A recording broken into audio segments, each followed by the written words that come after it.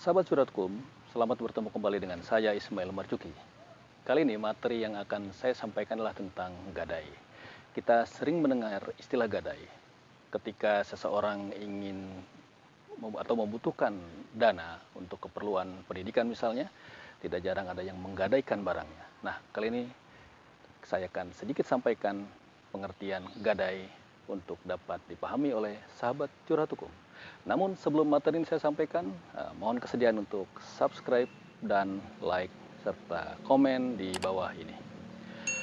Gadai menurut ketentuan dalam Kitab Undang-Undang Hukum Perdata adalah suatu hak yang diperoleh kreditur atas suatu barang bergerak yang diserahkan kepadanya oleh debitur atau oleh kuasanya sebagai jaminan atas utang dari debitur dan memberi kewenangan kepada kreditur untuk mengambil pelunasan piutangnya dari barang itu dengan hak mendahului dari kreditur lain.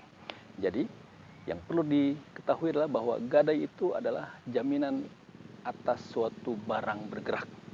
Ya, diserahkan oleh debitur kepada kreditur atau oleh kuasanya, dan ini tujuannya untuk melunasi utang debitur ketika misalnya utangnya tidak dapat diselesaikan. Di sini kreditur mempunyai hak mendahului dari kreditur-kreditur lain. Jadi poin-poin yang dapat disampaikan di sini adalah bahwa hak gadai itu timbul dengan cara debitur atau pemilik jaminan menyerahkan barangnya kepada kreditur. Yang kedua adalah hak gadai itu baru ada atau hanya ada ketika ada perjanjian pokok, yaitu berupa perjanjian utang piutang, disebut dengan perjanjian yang sifatnya asesoir. Yang kedua adalah hak gadai itu akan hapus apabila ternyata barang yang digadaikan itu lepas dari tangan kreditur. Nah, dalam hal debitur tidak memenuhi kewajibannya untuk membayar hutang kepada kreditur, maka kreditur tidak boleh untuk mengalihkan barang-barang yang digadaikan itu untuk menjadi milik kreditur. Jadi, sebagai contoh, misalnya si A butuh uang, lalu meminjam uang kepada si B. Jaminan yang diserahkan oleh si A adalah misalnya emas batangan. Maka emas ini harus diserahkan oleh A kepada B selaku pihak yang meminjamkan uang. Emas ini tidak boleh disimpan oleh A. Kalau emas ini disimpan oleh A, maka gadainya adalah gugur atau hapus.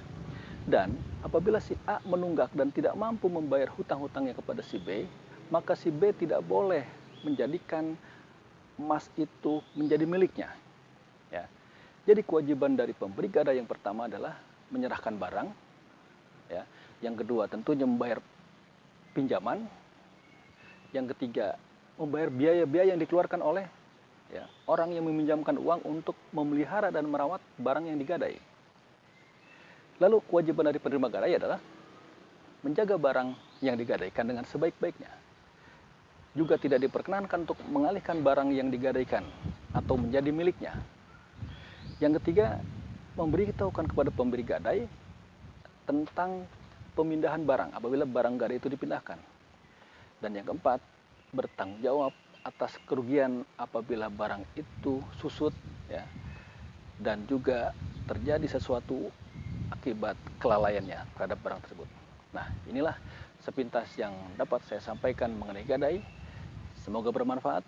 Sekali lagi saya ulangi bahwa gadai adalah jaminan atas barang bergerak diserahkan oleh debitur atau kuasanya kepada kreditur, dan gadai ini memberikan hak mendahului kepada krediturnya untuk mengambil pelunasan utang.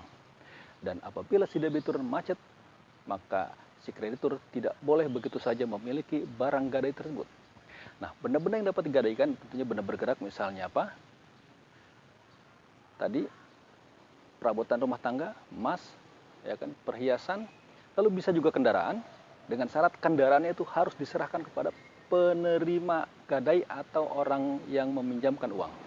Jadi berbeda dengan fidusia. Kalau fidusia kendaraannya dipegang oleh pemilik mobil tersebut, tapi oleh pada pegadai kendaraannya dipegang oleh orang yang meminjamkan uang. Demikian, semoga bermanfaat. Assalamualaikum warahmatullahi wabarakatuh.